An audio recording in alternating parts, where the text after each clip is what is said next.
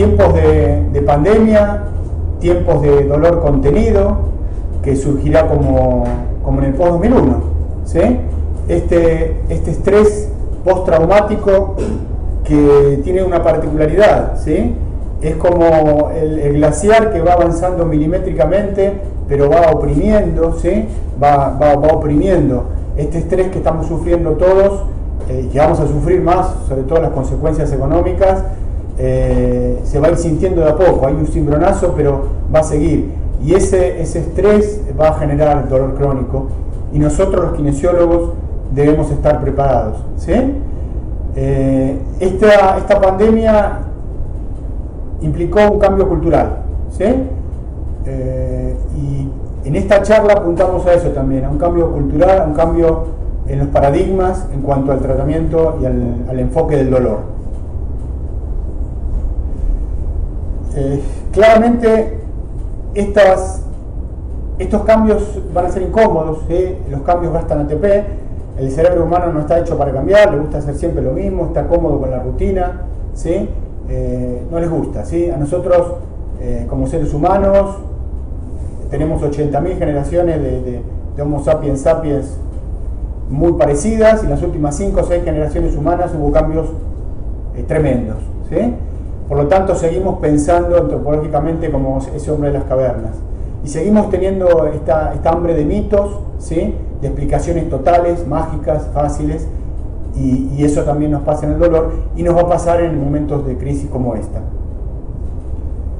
Bueno, vamos a empezar despacito con el camino amarillo, ¿sí? A desandar este camino. Y este camino empezó antes, ¿se acuerdan? En todos nuestros equipos de trabajo nosotros tenemos el ejemplo de la punta del iceberg. Lo que ustedes ven en este momento es la punta del iceberg, ¿sí? Esta charla también es la punta del iceberg. Los que nos fueron inscribiendo a esta planilla que teníamos de WhatsApp saben y han recibido información. Hemos trabajado, hemos hecho trabajo previo de 1 a 2 semanas con encuestas, mandamos videos para que ustedes vieran, ¿sí? Sí les digo que a partir de ahora ese trabajo va a estar obviamente circunscrito a los inscriptos del curso, ¿sí? Porque eso va a ser todo vía aula virtual. Pero bueno, estuvimos trabajando, ¿sí? Estuvimos trabajando mirando videos interesantes que nos plantearon, también ya anticipamos cambio de paradigma. Hicimos unas encuestas, muchas gracias porque han respondido 534 personas de los 534, porque hay una cosa que quiero decirte, Rubén. En el video pusimos 400 personas, ya vamos por las 560 inscritas. La verdad que somos un número. Y la verdad que 277, 309 en la otra se coparon en contestar algunas preguntas. Una para ver cómo estamos con esto del dolor, para saber el nivel más o menos en el que vamos a tratar la charla. Y la otra la encuesta con respecto al sueño, ¿sí? Estuvimos trabajando bastante, mandé info también un poquito controvertida para sacudir un poco el avispero. Y bueno, vamos a hacer este trabajo previo que hicimos. Quédense tranquilos que en promedio, la verdad que bastante bien. En promedio estas 250 personas, que es una muestra significativa, contestó 7.68 preguntas de 13, bastante bien. O sea que lo que vamos a hablar hoy no va a ser tan lejano a lo que venían viendo, pero con algunas cositas nuevas, ¿sí? Y este puntaje me anima porque la idea de este curso, que es un curso de actualización, ¿sí? Por eso todos los años son distintos. Nosotros tenemos el compromiso de todos los años actualizarnos. Sería facilísimo para Pablo, para Rubén, para nosotros dar todos los años lo mismo. Lo daríamos de taquito, pero la verdad que sería muy aburrido. Y sugerimos vías. Yo creo que el docente debe mostrar caminos. En base a eso les comento, yo siempre sugiero a las personas que se matriculen en el portal de Intramed, es el portal médico más importante de Latinoamérica, dirigido por un cardiólogo, el doctor Flinkenstein, ¿sí? Tiene información piola, es un portal médico, no kinésico, pero tenemos información interesante. Y entre otras cosas, por ejemplo, un curso que algunos de ustedes ya sé que está haciendo, les recordarán algunas evaluaciones parecidas a las que tenemos acá, que habla de paradigmas del dolor. Creo que sigue estando abierto. Ustedes tienen ese lance y entren. Es tiene un costo de 5.800 pesos, pero en realidad todo el mundo está becado por Bremer, está muy piola. Fíjense si está abierta todavía la inscripción. Si no estuviese abierta, no se preocupen que al hacer el curso, los que estamos acá, vamos a hacerle como un masticado y durante nuestro curso vamos a tirar algunas pastillas que hayan dado aquí. Pero estaría piola que si se pueden anotar, se anoten. Bueno, ahora sí formalmente vamos a empezar con la charla, después de este trabajo previo que estuvimos haciendo. Lo que vamos a hablar ahora es de dolor crónico y estrés derivado por la crisis económica post-COVID-19, ¿sí? Y algunas herramientas que se pueden llevar para el kinesiólogo. Bueno, como les decía, este es un curso de actualización, ¿sí? Por lo tanto, no vamos a repetir las charlas anteriores. Tal vez conceptos sí para hilar, ¿sí? Para un hilo conductor, pero no literalmente las charlas anteriores. Por lo tanto, cada vez que encuentren ese eslabón celeste que está ahí, arriba de alguno de los dibujos que aparezcan, sepan que eso va a estar alojado acá arriba, acá arriba, ¿sí? Bien acá arriba, me dice Rubén, en bibliografía complementaria. Y les decía, si están apurados, si no quieren entrar a la bibliografía complementaria del aula, cuando ustedes estén viendo el PowerPoint con las diapositivas, basta con que toquen la parte donde esté el paper, el libro, la portada, para que automáticamente se abra el libro, el paper, la charla anterior, ¿sí? Ahí van a tener, les voy a decir, si quieren profundizar algunas diapos que yo doy, que ya las dimos en su momento, pueden volver a escuchar esas charlas. Bien. Siguiendo con esto de los recursos que van a encontrar en el aula, ¿sí? Van a encontrar las escalas, que las pueden buscar por internet también, ¿sí? El FABQ, el PCS, la escala de Tampa, que son escalas que avisan otra edición, los vamos a empezar bastante a usar otra vez, como nos pasó en la crisis del 2001, ¿sí? Estas escalas de catastrofismo. Tienen guías clínicas, lumbar y cervical. ¿Y por qué lumbar y cervical nos aportamos? Porque el gran insumo del dolor crónico en kinesiología claramente es la región lumbar y cervical.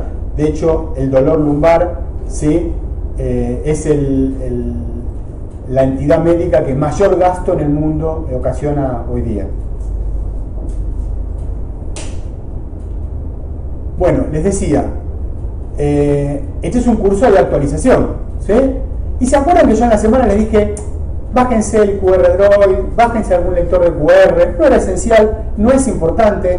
Les conviene ver estas charlas por la PC para tener el celular a mano para otra cosa, ¿sí? Entonces, fíjense, ahí, ¿no? Ahí está, este código QR. Si ustedes ahora, si están en la televisión, si están en la computadora y toman su celular con el código QR en este momento, y lo ponen enfrente de la pantalla apuntando al código QR, fíjense qué pasa.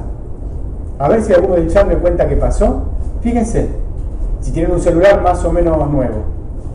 Si ustedes toman el celular y escanean con el código QR, como si cuando van a un museo, vieron que está la que te explican que la pintura acá, la pintura para allá, van a ver que automáticamente les ingresan en el celular el trabajo práctico 1 o el programa 1 de reconocimiento de manos, donde ustedes ya lo pueden usar con los pacientes, ¿sí?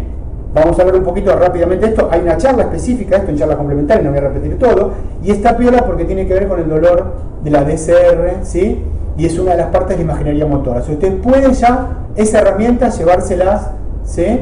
Para usarla el lunes en el consultorio. En el aula va a haber 4 programas, para que el paciente no se acostumbre a tener 4 distintos que van a poder otra vez escanear y bajar. Junto también con, por ejemplo, los 3 libros de dolor lumbar, dolor cervical y dolor, el White Plus, ahí me equivoqué, puse otra vez cervical, ¿sí? El White Plus Book, el Neck Book y el Back Book, donde ustedes van a poder pasar sobre el paciente, y esto tiene que ver con la terapia cognitivo-conductual, y ya no hay que imprimirlo más. Entonces lo teníamos impreso en el hospital y era un lío, se perdían. Ahora cada paciente lo va a poder tener en el celular, ¿sí?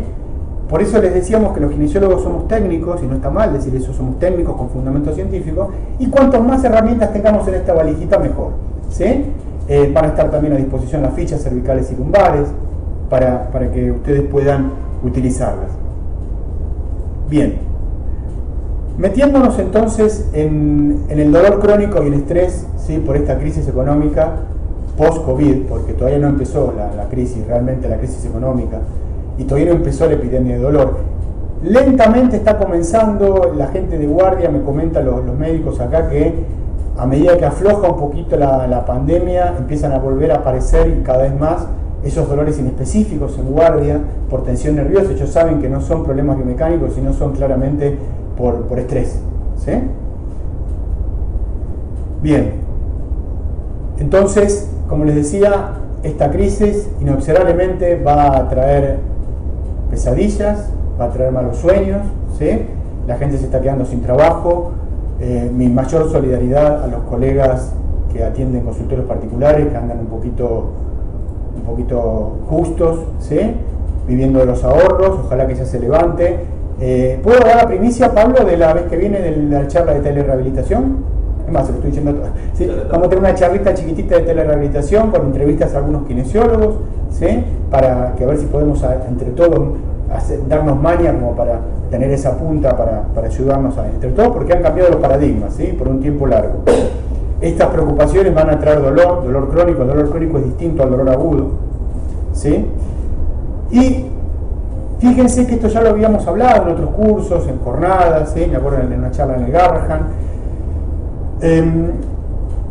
La Lancet allá en el 2018 mostró un paper lapidario. La Lancet, acuérdense que es la revista por epidemiología por excelencia, hablamos de 400.000 casos, son N muestrales muy lindas, y muestra cómo la lumbalgia es algo que tenemos que seguir perfeccionando porque no le encontramos la vuelta en el mundo, ¿sí? En el mundo no se le encuentra la vuelta a la lumbalgia crónica. ¿Y qué tiene que ver esto? Y tiene que ver con las olas en medicina, ¿sí? Lo que se llaman las olas de la salud pública que por suerte está siendo revalorizada en estos días, ¿sí? Cuando las papas queman, la salud pública sale a la palestra. La primera ola en medicina fue el agua potable, la limpieza. Si no hay agua potable, no hay medicina que valga, ¿sí? Luego aparecieron los antibióticos, ¿sí? La tercera ola son los cambios en los tipos de vida, ¿sí? Los hábitos de vida. Y acá ya tenemos un tip, ¿sí? Según la encuesta de la Secretaría de Turismo y Deporte de la Nación, ¿sí? El 60% de los varones y el 75% de los mayores de 25 años son sedentarios, y en este momento mucho más, ¿sí? Imagínense la cuarentena, ¿sí? La gente que ya no tiene más programas de Netflix para ver, los que estamos frente a la PC todo el día, aprovechando, haciendo teletrabajo, y bueno, y el tabaquismo, la obesidad, estos bajos niveles de actividad física están relacionados con la peor salud, ¿sí? Y con episodios de dolor lumbar crónico. Pero yo voy a la otra ola, a la que se está planteando la Lancet, diciendo, señores, si no cambiamos esto, no vamos a poder combatir a la lumbalgia, ¿sí? ¿Por qué les digo esto? Porque los cambios de estilo de vida tienen que ver con esto, con hacer gimnasio o no, meditar o no, hacer dieta o no, ¿sí? Ponerse con la pelotita para acá, con la pelotita para allá, ¿sí? Pero la Lancet no habla de eso, habla de esto, de la cuarta ola, ¿sí? Lo que son las condiciones de vida. Por favor, no confundamos y no insultemos a las personas, a nuestros pacientes, ¿sí? Creyendo que hábitos es condición. Una cosa son las condiciones de vida y otros son los hábitos de vida. Un cambio de hábito puede ser que si a mí me da el viejazo y me tiño de rubio, ¿sí? O de morocho, o me pongo un arito. Eso es un cambio de hábito. O me pongo a hacer aquagym, o me pongo a hacer yoga, o me pongo a hacer taebo, ahora con los videos de Billy Blanc. Eso es un cambio de hábito. Ahora, un cambio de condición, donde la pandemia nos abofeteó, es cuando te quedás sin laburo, cuando cobras menos, cuando la luz pasó a salir 200.000 millones de dólares más, cuando no accedes a la salud, cuando no accedes a la educación. Entonces, hay cosas que el paciente puede cambiar, otras que no. Y no se cambian con mindfulness, ¿sí? Bien, sigamos con este trabajo de la Lancet, que es muy bueno, muestra esto, ¿sí? La lumbalgia crónica en los últimos 15 años de ese artículo, fíjense que un trabajo Lancet hace trabajos muy importantes, ¿sí? De 1990 a 2015, una estadística, 400.000 casos, ¿sí?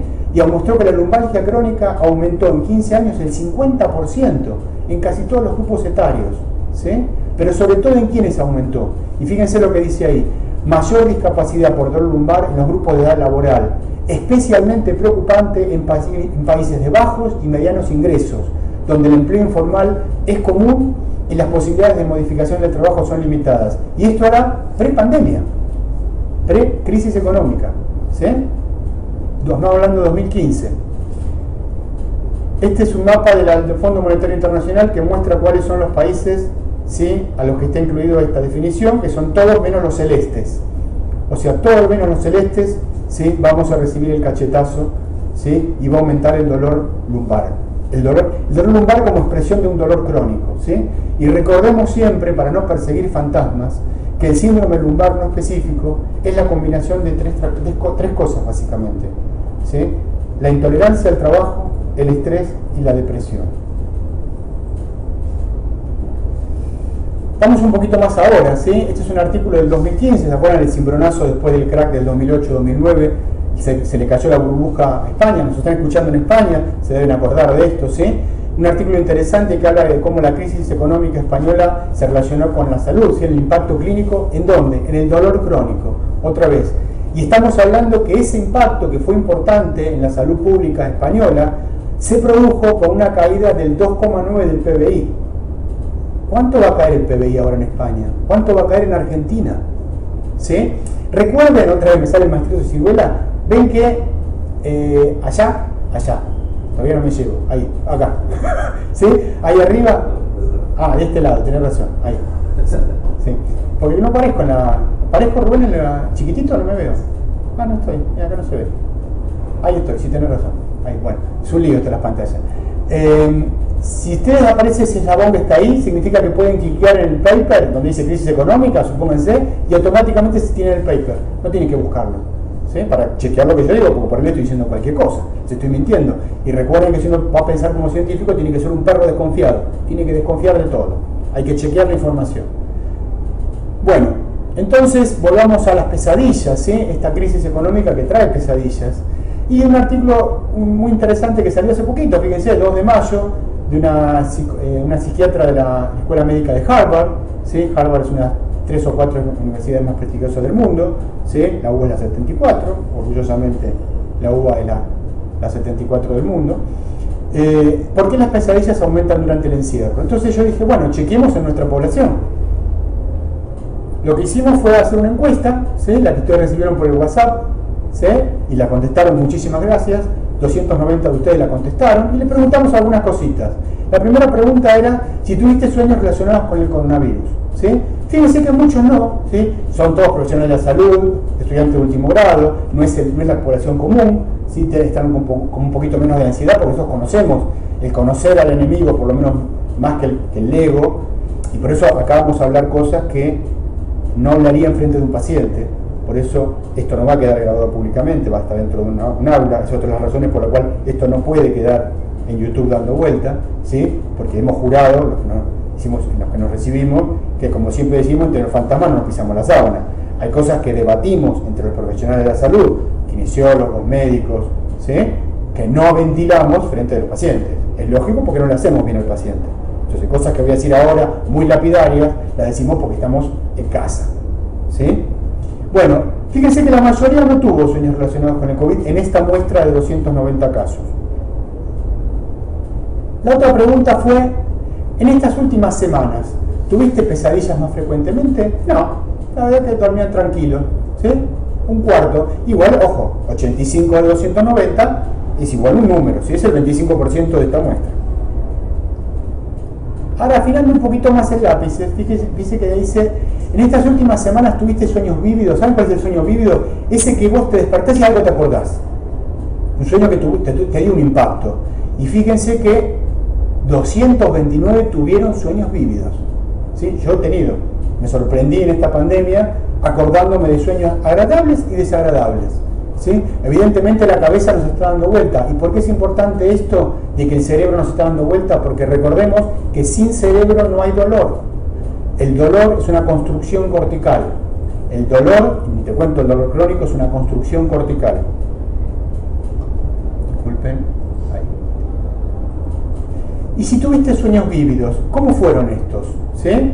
Fíjense, de los que tuvieron, 114 nos dijeron que fueron negativos y angustiantes. ¿sí?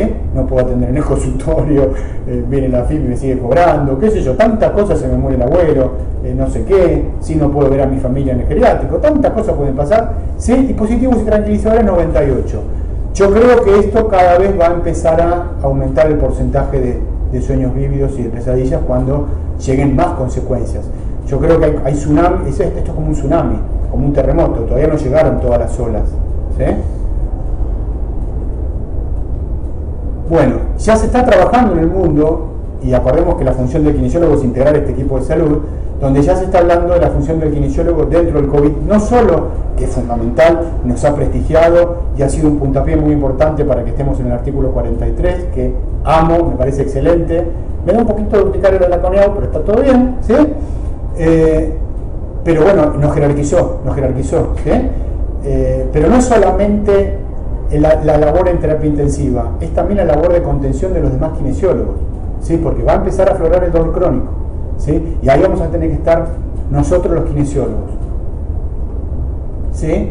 ¿Y por qué? Porque recordemos que la medicina, la kinesiología, todas las disciplinas médicas son disciplinas humanas orientadas a atenuar el sufrimiento. Ese es el fin último. Para eso estudiamos, para eso dedicamos la vida, para atenuar el sufrimiento del prójimo.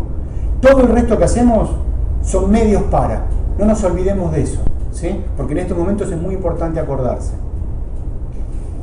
Y siempre lo digo, lo voy a decir hasta el hartazgo, un profesional de la salud, un kinesiólogo debe pensar como científico, actuar con la rigurosidad de un técnico, tener herramientas, ser consecuente, seguir procedimientos y en lo posible, y sobre todo ahora, parecer un chamán. Esta piola, porque eso tiene que ver con el placebo, ¿sí? El pensamiento mágico está en estas 80.000 generaciones, ¿sí? Es muy importante parecer un chamán. Somos un placebo caminando. Nosotros en el hospital somos un placebo caminando, todos. Este es un servicio que, modestia aparte, tiene una cierta fama, entonces ya el paciente viene predispuesto distinto a este servicio. El servicio este es un placebo. No, te van a ver en el crucero, a la pelota, te va a ver la espina, te va a ver su día, te va a ver ¿sí?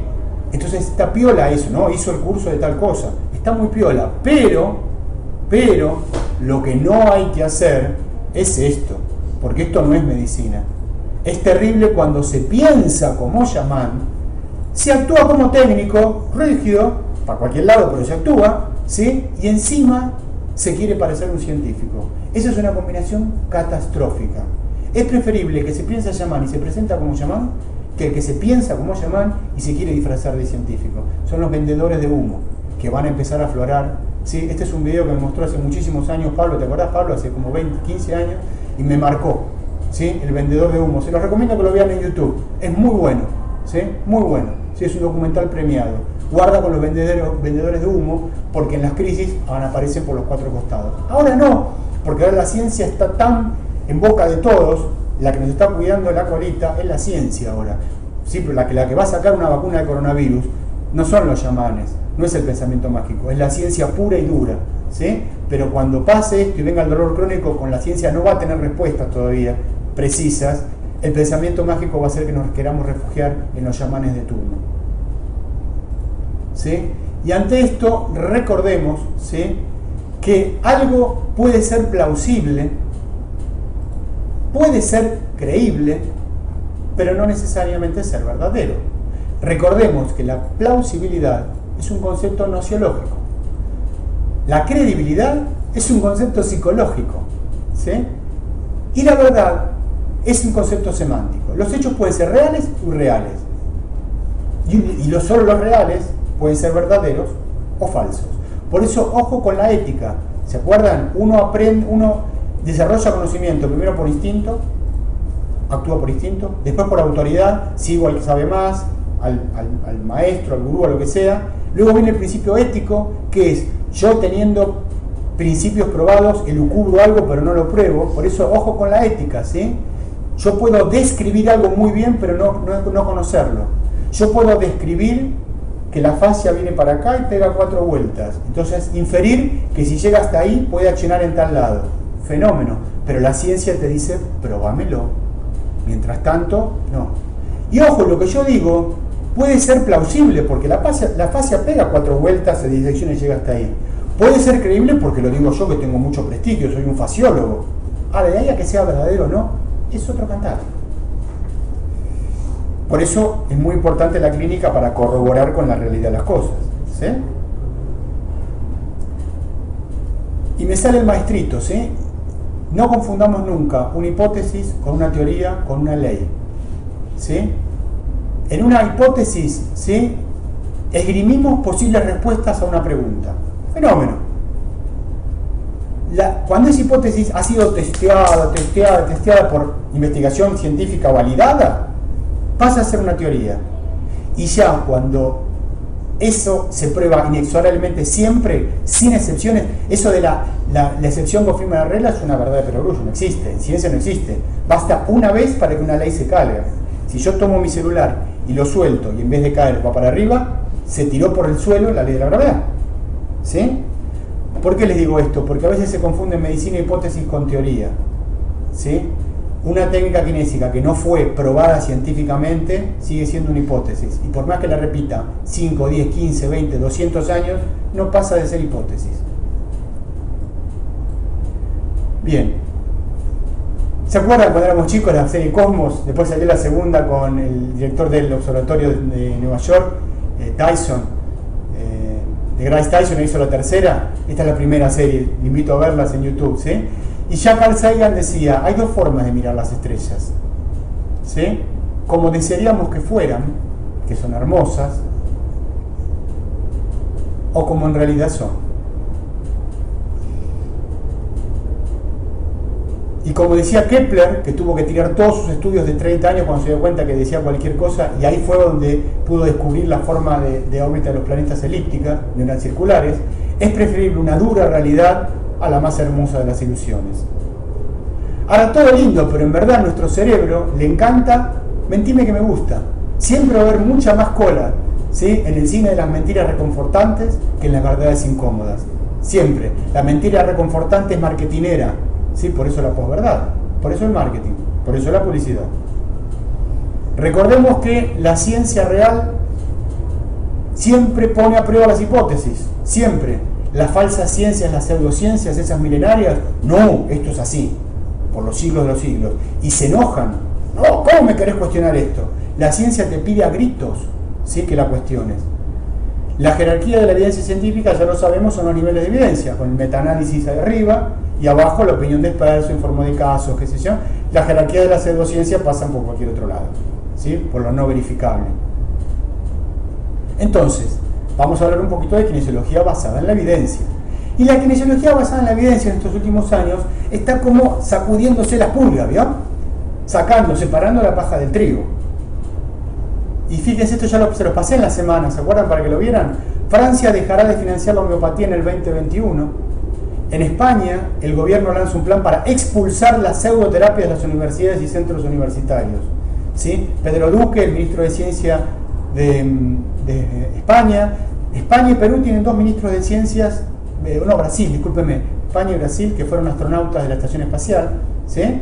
Son científicos, ¿sí?, ingenieros, físicos, le están dando mucha bola a la ciencia. Y están diciendo, todo lindo con la pseudoterapia, pero adentro de las facultades no. Como dice el doctor Rojo, el doctor Física en Rojo, de discípulo de Anthony Lesch, el Premio Nobel de Física, doctor Rojo, CONICET, Instituto Balseiro, uno puede tomar una torta y decorarla con ecuaciones y no la va a hacer una torta científica. Los vendedores de humo te la van a querer vender como una torta científica, pero no es. Si yo puedo decorar algo con ecuaciones o un paper, total el público no lo entiende, pero eso no lo hace científico. Otra cosa que hacen los vendedores de humos, y van a seguir haciendo y van a hacer, es hacerse amigo del comisario. ¿Vieron el doctor Oz que le daba consejos a Trump? Por eso Trump cada 2x3 sale diciendo que hay que tomar lavandina, inyectarse desinfectantes, ¿sí? Hacerse amigo del gobierno de turno para usar una embajada en Estados Unidos para hablar del horóscopo chino y bla bla bla bla. Guarda con los vendehumos porque son expertos en hacerse amigo de los comisarios de turno, ¿sí? Y obviamente otra cosa que usan muchísimo es el marketing, ¿sí? La posverdad es un veneno que infectó también a la medicina, ¿sí? Claramente la infectó. Esto lo pasamos, ¿se acuerdan? Kobe Bryant tuvo que pagar $25 millones. Ustedes, hay mucha gente chiquita acá, pero pero ustedes los grandes nos acordaremos de la pulsera del equilibrio. Yo he tenido colegas que me decían, mirá, me la pongo y tengo más equilibrio. Y se comprobó que fue una estafa. De hecho, Kobe Bryant tuvo que pagar 25 millones de dólares por las demandas. ¿Sí? Pensamiento mágico, vendedores de humo. ¿Sí? El tape. El tape sirve para determinadas cosas, para otras no. Por ejemplo, si leemos ciencia, veremos que la última guía de dolor patelofemoral de la HOF, una guía clínica con muy buena evidencia, te dice, mira, no, la verdad no te recomendamos usar tape. ¿Sí? La ciencia te dice no. El marketing te dice que es hermoso, que el color rosa te aumenta la dilatación de los vasos, que el violeta te calma el estrés, no sé qué. Pero la ciencia te dice, mira, en patelofemoral, por ejemplo, no te lo recomendamos. No te dice no, porque la ciencia no te ordena, te recomienda. ¿Sí? Y fíjense que estamos hablando de una empresa en Estados Unidos que tuvo que pagar 1.75 millones de dólares de indemnización. De gente que dijo, ¿cómo me vendiste esto? Y me decías que me iba a sacar el dolor de rodilla y no me lo sacó. Y no te lo iba a sacar.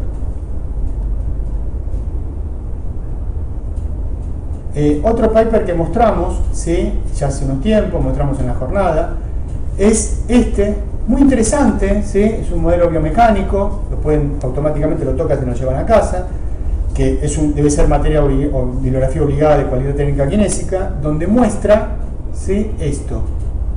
Para elongar la fascia lata se necesita apretarla con 925 kilos. Para elongar la fascia plantar, mucho también. No hay persona en el mundo que pueda hacer esa fuerza. Podemos hacer hasta 10 kilos. Entonces, cuando hablamos de elongación miofacial, estamos elongando la fascia. Ahora, yo cuando elongo facialmente y mis pacientes elongan, les va mejor, están mejor. Pero no sé por qué. No se enojen, por favor. Yo sé que ahora están algunos, el cerebro reptiliano está full, me quieren acogotar. ¿Sí? ¿Cómo me venís a decir esto, qué sé yo, qué sé cuánto? ¿Sí? Ahí donde tiene que pasar el cerebro emocional, bueno, Marcelito, pues ya lo conocemos, está medio loco, qué sé yo. Y después al cortical, bueno, a ver, vamos a chequear lo que dice este tipo. ¿Sí? Denle tiempo que el cerebro llegue a lo más evolucionado, a lo cortical. Bueno, recuerden esto, ¿sí? La pseudociencia se enoja cuando la cuestionan. La ciencia te pide a gritos que la cuestiones. Es la herramienta fundamental de la ciencia. Vos tratás siempre de destruir el paradigma, tratás siempre de verificarlo, ¿sí? Siempre. Por eso la ciencia no es que se equivoque, cambia porque se va mejorando. Lo milenario no cambia, ¿sí? ¿Y por qué no se cambia? Y a veces, premio Pulitzer, ¿sí? Upton Sinclair, es difícil que un hombre comprenda algo cuando su salario depende de que no lo comprenda. Entonces acá nos planteamos en este cambio cultural cuál kinesiología queremos. ¿Sí? ¿Cuál kinesiología queremos? ¿Sí? Si queremos ser técnicos con fundamento científico, ¿sí? O técnicos. Recordemos, mi opinión es que el kinesiólogo debe pensar como científico, actuar con la rigurosidad técnica, ¿sí? Con los recursos, y parecer un llamar viene muy bien, ¿sí? Bueno, disculpen que estoy medio... Ahí está. Bueno, entonces vamos al nudo de esto, ¿sí? Fíjense qué interesante cómo evolucionan, qué rápido aprenden las nuevas camadas, que este mismo paper lo vimos el miércoles en tercer año, en semioquirúrgica, tercer año, ¿sí? Y es el nudo de esta charla. Esta charla, este paper, es una infografía. Hay dos formas ahora de presentar la información científica: el texto tradicional y la infografía. Igual yo soy desconfiado, las últimas revisiones sistemáticas mostrarían que da lo mismo mostrarlo de una u otra, pero está linda, es bastante agradable, ¿sí? Este es un mapa de ruta hecho, presentado por Peter O'Sullivan. Yo creo que son los que saben, los que vienen siguiendo a O'Sullivan, un kinesiólogo australiano, un grupo que trabaja con mucha evidencia. Australia, recuerden que es la cuna de la práctica basada en la evidencia, la base Pedro. Y hicieron esta infografía, que es algo que los kinesiólogos viejos venimos viendo, y está bueno que se cristalice, que es este roadmap, este mapa de ruta, ¿sí? Un mapa de ruta es esto, ¿sí? Decir, si yo quiero ir al materno infantil de Mar del Plata, porque estoy viviendo en Santa Clara y quiero ir a atender a mi nene que se quemó haciendo un asado, ¿por dónde tengo que ir? ¿Sí? Mapa, tengo que ir por acá, por allá, por acá, por allá. Y en ese orden. Este es el mapa. Como a lo mejor hay gente que no le gusta mucho el inglés y me va a enojar, miren lo que pasó. ¡Pum! Ahí lo traduje. ¿Sí? No se preocupe que está traducido. ¿Sí? Entonces, ¿de qué habla esto? Es una hoja de ruta de tratamiento de pacientes con dolor musculoesquelético, y lo que te dice la nueva ciencia, independientemente de la región corporal. Todo bien, con mirar cada parte, por favor, pero hay veces que hay que mirar todo, ¿sí? Todo el cuerpo. Entonces, empezamos con esta hoja de ruta. Lo primero que aconseja esta evidencia es, primero, cuando te llega un paciente, ¿esto se acuerdan del algoritmo nuestro lumbar? Tiene 10 años. Fíjense que no estábamos tan equivocados. Primero, cuando ingresa el paciente, vemos los patrones, ¿sí? Los patrones, ¿sí? Clínicos. Ahí está, ahí me dice ahí está, tiqui, tiqui, tiqui, tiqui, chiquitito que parezco. Bueno, el enano hula hula parezco. Bueno, y identificar que las banderas rojas, ¿sí? Primero, excluir la patología grave. Somos profesionales de la salud. Por ahora en la Argentina somos segunda barrera, pero el día que seamos primera barrera vamos a tener la responsabilidad ya civil y penal, ¿sí? De excluir o no una patología grave. Por ahora la tienen los médicos, pero hay que prepararse en consecuencia, ¿sí? Entonces primero, ver si ese paciente le duele la columna, excluir ¿qué? Que no tenga cáncer, que no tenga una fractura vertebral, ¿sí? Eso primero. Bien. Después, identificar y enfocarse en los impulsores psicosociales de dolor y discapacidad. ¿Se acuerdan los sistemas de banderas? Uno normalmente dice banderas amarillas, ¿sí? En realidad es un sistema de banderas. Banderas amarillas, azules, negras, naranjas, las psiquiátricas, las ocupacionales, ¿sí? Las psicológicas, las psicosociales. Bueno. Que tiene que ver también con las creencias del paciente. ¿Cuánto nos va a costar rehabilitar a ese paciente? Desde ese punto de vista, que es fundamental. Luego ya hablaba, miren, que hablábamos, ¿se acuerdan que nos mirábamos con cara de loco cuando lo planteamos? Identificar y considerar las comorbilidades, estos red herrings. No voy a detenerme en cada uno de estos puntos porque tienen las charlas anteriores, ¿sí? El red herrings es el pescado podrido. Esas comorbilidades que nos confunden. Ese hipotiroidismo que le aumenta el dolor del hombro al paciente, pero no por la biomecánica, sino porque está mal regulada la dosis de levotiroxina que tiene que tomar todos los días. En vez de 100, 75, 125. Me confunde mi tratamiento, ¿sí? Los red herrings. Era el pescado podrido que ponían en la cacería del zorro para que los abuesos no encontraran tan rápido al zorro y los señores no encontraran tan rápido al zorro y no llegaran temprano a casa y se encontraran a la señora con el jardinero. Por eso es otro tema. Bueno, sigamos. El segundo punto es la comunicación centrada en el paciente, ¿sí? Fundamental. Acuérdense las 3 patas de la práctica basada en la evidencia, que todos nos llenamos la boca. La mejor evidencia científica disponible, la experiencia clínica, pero también las prioridades del paciente. Y prioridad del paciente no es que el paciente quiere que yo ponga el POE porque hay mal olor. No, cuando hablamos son las características del paciente. Por eso muy lindo la epidemiología, las grandes poblaciones, yo las leo siempre, veo la estadística, pero todo eso tiene que ser bajado a las historias mínimas, únicas y irrepetibles de cada paciente, ¿sí? Fundamental ¿para qué? Para ver su experiencia del dolor, su impacto del dolor, factores psicosociales, creencias causales, ¿sí? Preocupaciones, objetivos. Yo me he formado, por unos deportes que hicimos, a recibir los casos. Eso para mí no tiene mucha significancia, para otro tal vez sí. ¿Sí? Hacer frente a las expectativas y creencias, ¿sí? Hay gente que cree que cuanto más sufre y le duele, más va a tener lugar en la otra vida, ¿sí? Entonces le han educado para que le duela mucho y lo diga, porque cuanto más le duele mejor, ¿sí? X. Y utilizar esta información. El grupo 3 es educar más allá de las palabras, utilizando enfoques de aprendizaje activo y obviamente los metamensajes, ¿sí? Si un cardiólogo está sentado en el escritorio con una panza así fumando y le dice al paciente, don, usted tiene que hacer gimnasia y dejar de fumar, y el paciente lo va a mirar y le va a costar adherirse a ese consejo, porque el metamensaje es otro, ¿sí? Entonces la participación activa del kinesiólogo en el tema, ¿sí? Adoptar la educación. Un gran kinesiólogo, el kinesiólogo de la selección de fútbol, siempre me enseñó, dijo, el acto kinésico básicamente es un acto docente. El acto kinésico es un acto docente, ¿sí? Adoptar la educación como aspecto central en la atención del paciente. Utilizar el aprendizaje conductual. No somos psicólogos, por favor, no quiero hacer psicología barata, ¿sí? La psicología es una ciencia, ¿sí? La teoría psicoanalítica no, es una hipótesis, está mal llamada teoría. Pero, por ejemplo, la técnica conductiva conductual está probada científicamente. La técnica conductiva conductual, sí. Y en eso tenemos que entrar, ¿sí? En conducir al paciente, no por favor jugar a ser psicólogos porque no lo somos, pero tratar de disipar creencias inútiles, ¿sí? Enseñar al paciente que dolor no es daño, no siempre dolor es daño, que una hernia de disco, una resonancia no implica que me voy a quedar paralítico, que puede tener una hernia de disco como yo tengo canas. Educar al paciente, ¿sí?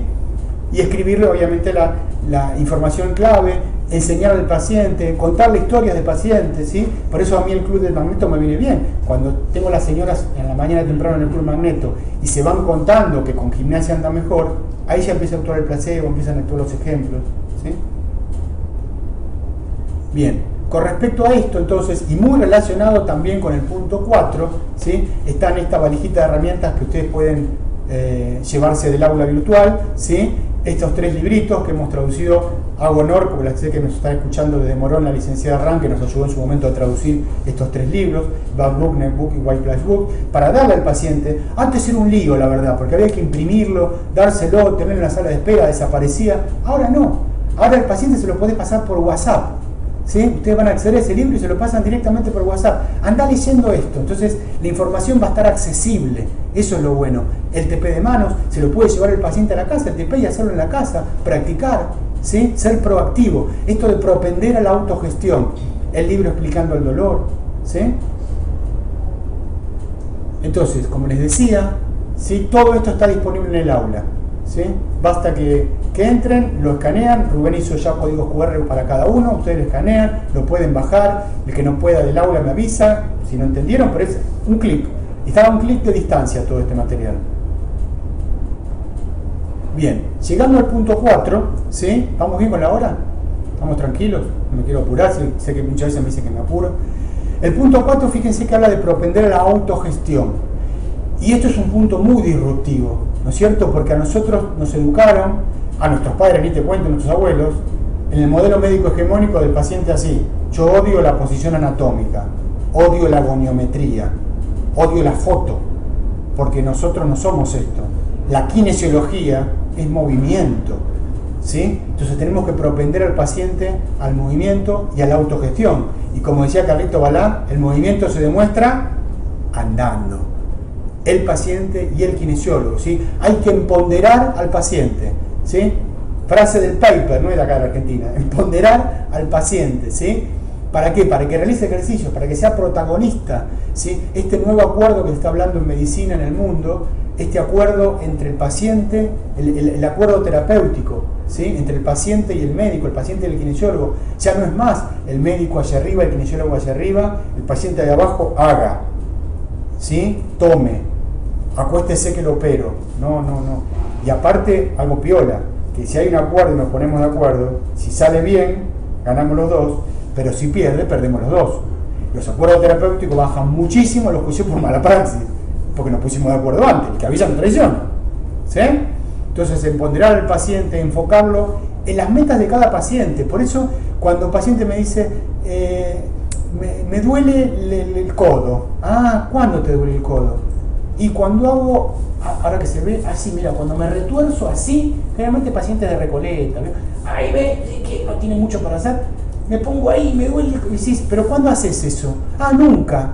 Ah, bueno, pero decime vos qué necesitas hacer, tal cosa. O el paciente es importante, mire maestro, me duele cuando, el jefe, doctor, cuando pinto. Bueno, nuestra meta va a ser que el paciente vuelva a pintar porque es pintor y vive de eso.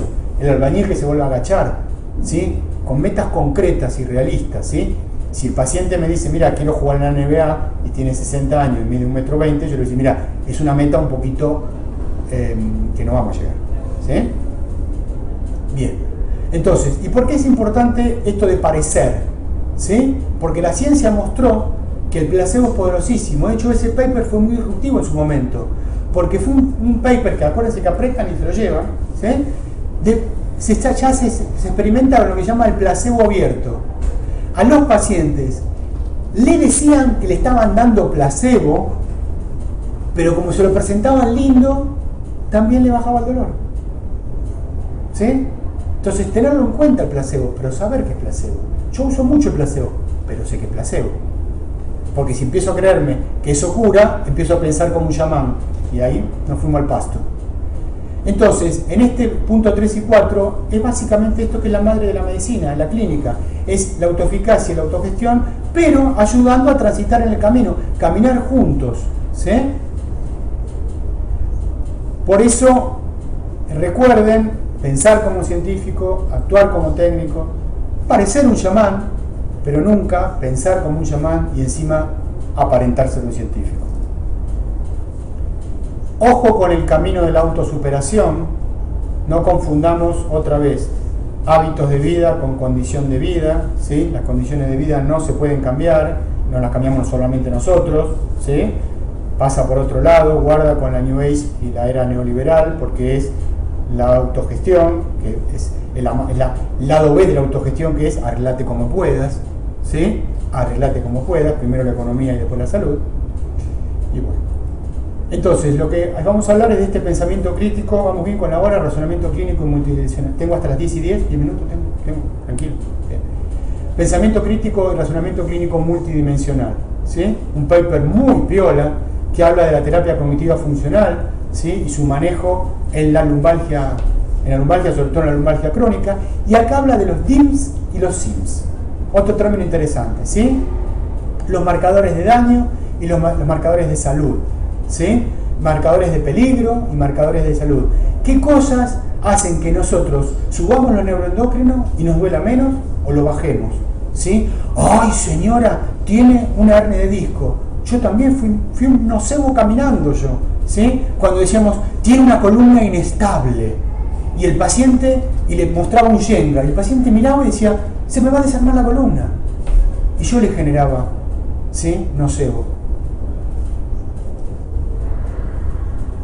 Vamos a tener que leer neurociencias. Yo les aconsejo siempre empezar por este libro, Explicando para el dolor, el libro del doctor Gocochea de Migraña, en España lo deben conocer, ¿sí? Una autoridad en dolor crónico. Hay un libro muy interesante también de Castilla y León, que se baja gratis, Neurociencia, Educación en Neurociencia del Dolor, lo bajan gratis en internet, ahora cuando terminan la clase, muy bueno, ¿sí? Que todo tiende a ayudar a comprender al dolor mediante una educación positiva. Recuerden que el dolor es una construcción cortical, sin cerebro no hay dolor, ¿sí? Centrada en el paciente y no amenazadora respecto a los factores de dolor y discapacidad. Es cambiar un paradigma, es nadar contra la corriente, ¿sí? Pero como siempre digo, solo los peces muertos nadan a favor de la corriente, ¿sí? En contra nadan los vivos. Bueno, acá está Peter O'Sullivan otra vez, otro paper espectacular que habla de la metacognición, el pensamiento perseverante, ¿sí? Para bien o para mal, y el dolor catastrófico, ¿sí? Cómo tenemos que controlar los pensamientos del paciente a través de lo conductual para que tenga metacognición positiva y no negativa. Este enfoque conductual que tiende a mejorar el control del dolor, normalizar la función y centrarse en las actividades valiosas de la vida, ¿sí? La terapia práctica, la validación y la tranquilidad. Tratar de empezar a borrar la experiencia del dolor, no negar el dolor, por favor no hablo de negar el dolor, sino mensurarlo, ¿sí? Con estrategias activas para un cambio de comportamiento. Entonces acuérdense que el dolor es contextual, ¿sí? Y ese contexto puede hacer que sea positivo, con el placebo, ¿sí? Con determinados marcadores, determinadas sustancias endógenas, o negativos, con otras sustancias que también segregamos nosotros. ¿Sí? El dolor es contextual, ¿sí? Fíjense, A y B, mismo color. ¿Lo conocen esto? Mismo color, no cambiamos nada, no hay truco, ¿eh? Mismo color, y ahí más o menos, ¿eh? ¿Y ahí qué pasó? Eran los mismos, pero cambió el contexto. ¿Sí? Cambió el contexto. Entonces, el dolor es a veces inevitable. Yo tengo 53 años, cuando me levanto todos los días y me tengo que acomodar los huesos, ¿sí? Es lógico, es parte de la vida, ¿sí? Ahora, el dolor es inevitable, el sufrimiento es opcional. Y recordemos que el fin último de la medicina, ¿sí? Es paliar el sufrimiento de la persona, acompañarlo. Y recordemos que la enfermedad es un padecimiento, no es una biología solamente, es un padecimiento. Por lo tanto, ¿sí? Perseguimos variables a corregir, el ROM de acá, el labor de laboratorio, que qué sé yo, o a personas a quienes ayudar, ¿sí? La diabetes no es solamente la glucemia alta, ni mucho menos, ¿sí? Recordemos entonces que somos disciplinas humanas orientadas a atenuar el sufrimiento, ¿sí? Eso es fundamental que nos acordemos siempre, sobre todo en esta época. Recordemos que el dolor no es nocicepción, ¿sí? La nocicepción no duele. Se puede tener dolor sin nocicepción, ¿sí? Y se puede tener nocicepción sin dolor. Cuando las señoras, digo, mis chicas en la sala me dicen cuando subo, ¡ay, doctor, cómo me duele! Yo le digo, doña, peor es el dolor del alma, ¿sí? Hay dolores, ¿sí? Cuando hemos tenido rupturas amorosas tenemos mucho dolor, ¿sí? Ahí hay dolor sin nocicepción, ¿sí? Y puede haber nocicepción sin dolor. Entonces, hay que hacer una exploración sensible a las creencias del paciente, respuestas emocionales y conductuales, ¿sí? Y el dolor en su contexto social. Y otra palabra que tienen que buscar en internet, yo les tiro cosas porque de ahí tienen para leer después, conectomas cerebrales, no neurotax, conectomas cerebrales. El target de la biología en este momento en la neurociencia son los conectomas cerebrales. Ya se están estudiando y se están tipificando, ¿no? Los conectomas cerebrales, en este caso del dolor. El dolor es una construcción cortical. Bien, cuidado con la anticipación del dolor, ¿sí? No voy a hacer el chiste del gato porque ya sé que queda feo acá en internet. Se ríe Rubén. Pero la anticipación del dolor me trae más dolor. Si yo pienso que me va a doler lo que me van a hacer, me va a doler, ¿sí? Y va a tener un circuito específico que está relacionado con la depresión y el dolor crónico. El dolor crónico está asociado, ¿sí?, a la depresión. Trae y es traído por la depresión. Entonces, la anticipación del dolor es el nocebo, lo contrario es el placebo. Y fíjense que están alojados en lugares distintos del cerebro, ¿sí? Me voy a hacer un nariz porque me agarra el coronavirus. Permiso, esto es kinesiología, porque la primera que nos ven, pero me tengo que hacer una nariz. Bueno, entonces, es cómo se procesa ese conflicto, ¿sí?, ese padecimiento. No vamos a leer esto, pero fíjense que la neuroanatomía de la analgesia placebo y de la hiperalgesia nocebo son distintas, pasan por lugares distintos, por canales distintos, y los tenemos que conocer para transitar unos y evitar otros. Todo eso está en el aula, ¿eh? Entonces, cuidado con la frase nocebo, yo me estoy cuidando todos los días, soy una máquina de mandar macanas, ¿sí? En todo en la vida, y en esto también, ¿sí? Los radiólogos, por ejemplo, no deben hablar con los pacientes, y tampoco que los pacientes lean el informe de la resonancia. Cuando el paciente dice, mire doctor, me salieron 3 hernias de disco. Ah, y esta resonancia de cuándo es, de ahora. Y tiene una anterior, sí, hace 5 años, y está en las mismas hernias. Y hace 5 años le dolía, no, y ahora sí, entonces no es la hernia. Sí, pero acá dice que me van a operar. Sí, bueno, tal cosa. La columna es inestable, hay que trabajar el core porque tiene la columna inestable. Trabajemos el core, pero no digamos que es inestable. ¿Qué tenemos que trabajar el core para mejorar? ¿Sí? Yo me metí la pata todos los días, ¿eh? Bueno, fijarse en las características contextuales, pero no solo del paciente, sino del kinesiólogo. La relación paciente-kinesiólogo es terapéutica. La relación paciente-tratamiento es terapéutica, ¿sí? Vamos a ver un paper de muy nuevo, muy disruptivo ahora, ¿sí?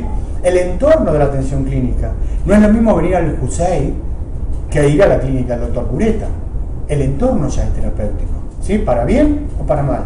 La ropa, yo así vestido parece que sé más, ¿sí? Y me vestí así porque soy un pollerudo. Hay que ser muy valiente para decirlo.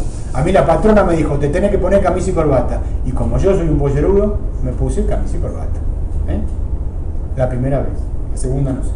Bueno, no hay una sola respuesta de placebo, hay una familia de fenómenos superpuestos, no hay un solo tipo de placebo, y no hay, por lo tanto no hay una sola de molécula endógena que se genera a través de los placebos, ¿sí?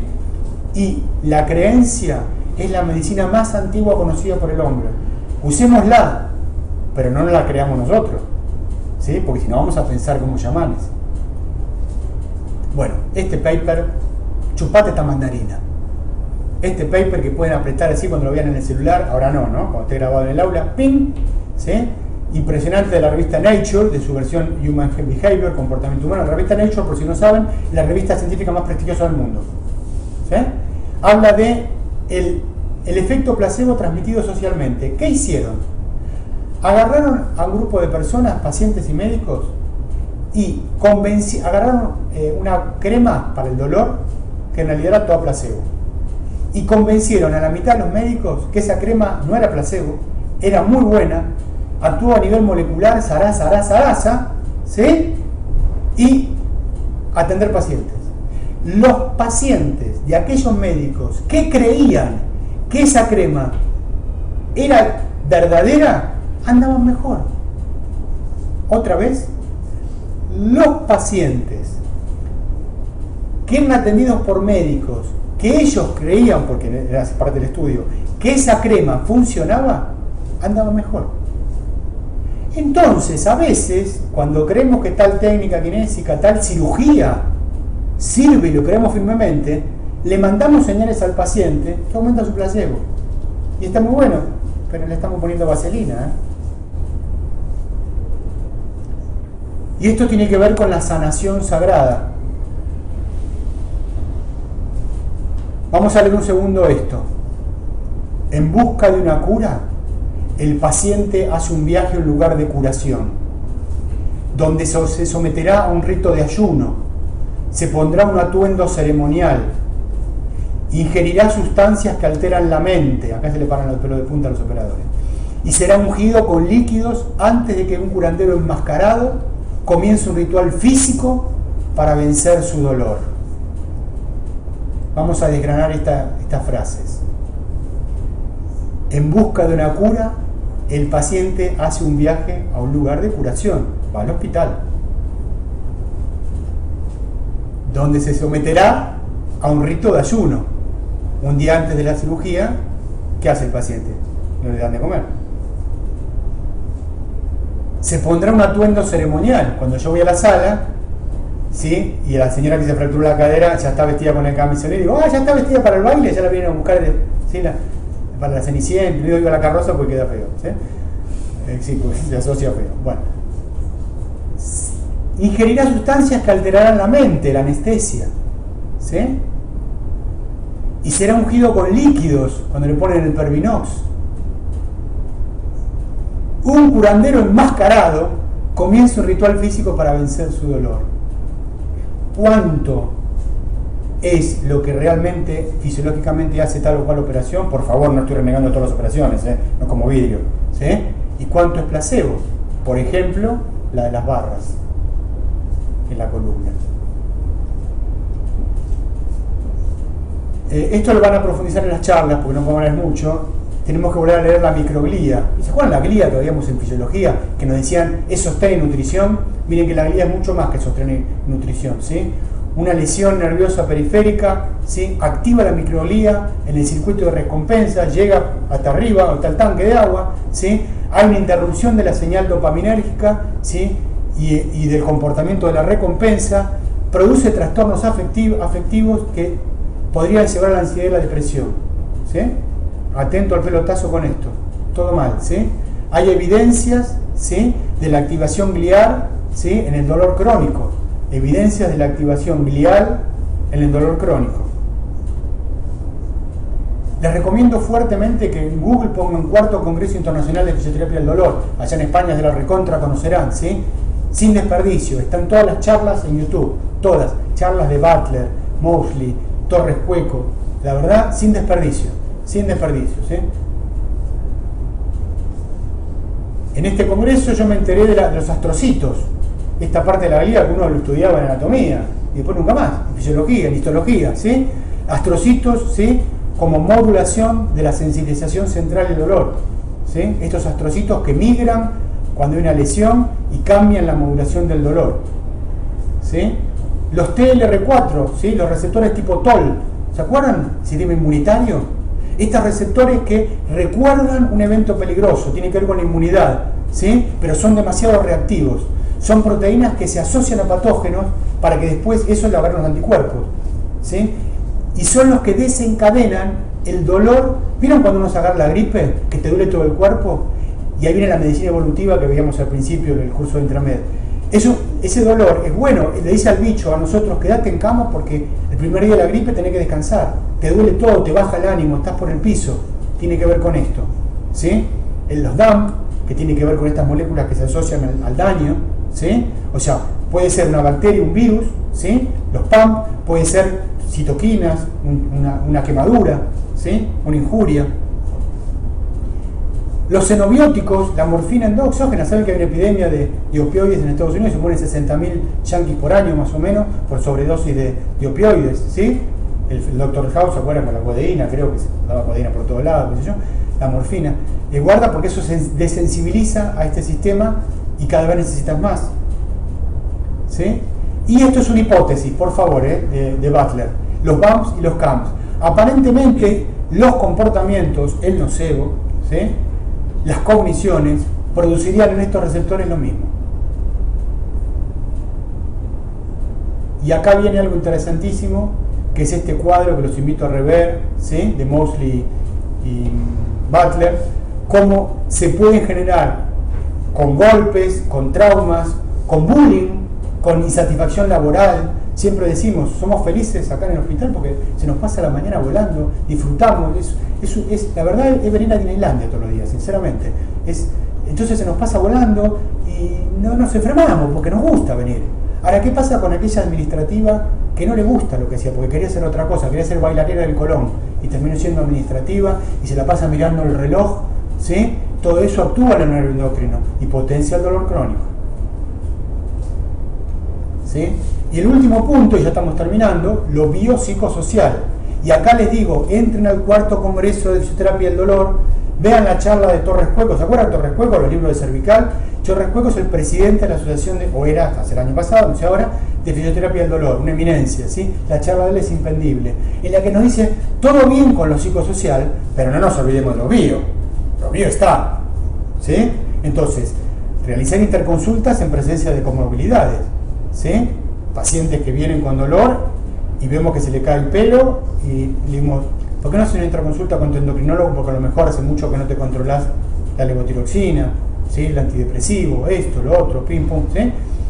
Integre las enfermedades reumáticas, integrar el equipo de atención multidisciplinaria, ¿sí? Con mensajes coherentes, sí, fundamental. Siempre decimos, nosotros en el vestuario nos agarramos los trompadas. Ahora, cuando salimos a la cancha, hermano, somos 11, donde si gana, gana el equipo, y si pierde, pierde el equipo.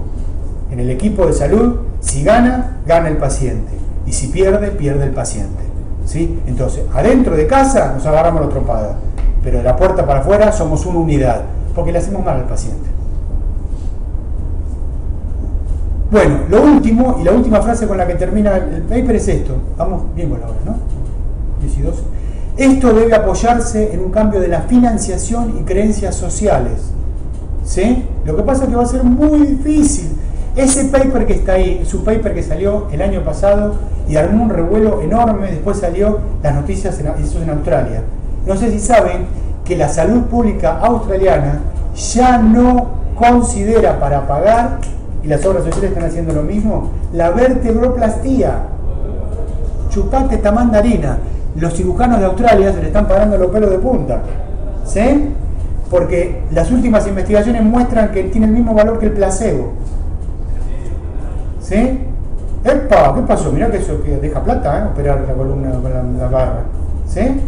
¿Quiere decir que nunca se necesita? No, por favor. El 0,01% sí, por eso hay que hacer muy bien el tema de las banderas rojas. Ahí está el secreto. Pero la gran mayoría fue placebo nada más. Entonces, el sistema de salud australiano está diciendo, no vamos a gastar la ponchada de plata que estamos gastando para subsidiar esta cirugía.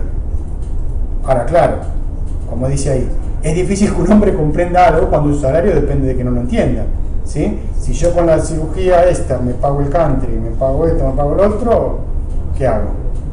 Y ahí empieza la ética, ¿no? Pero bueno, fíjense cómo no es con kinesiología el tema, es en el mundo.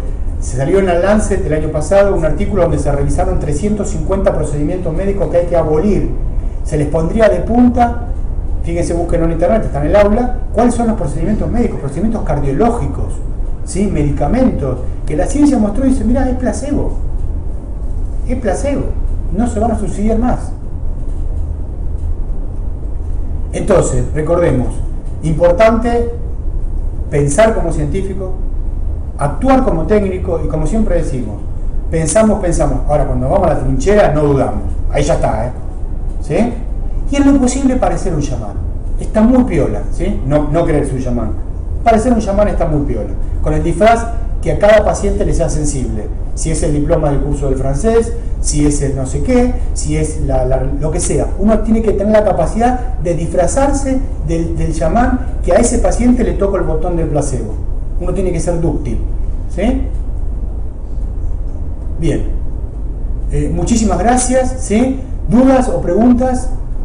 ¿Sí? ¿Están con la hoguera? ¿Me quieren quemar la hoguera? No. Hay una... Sí. Acá estamos, bien. Una pregunta, díganme.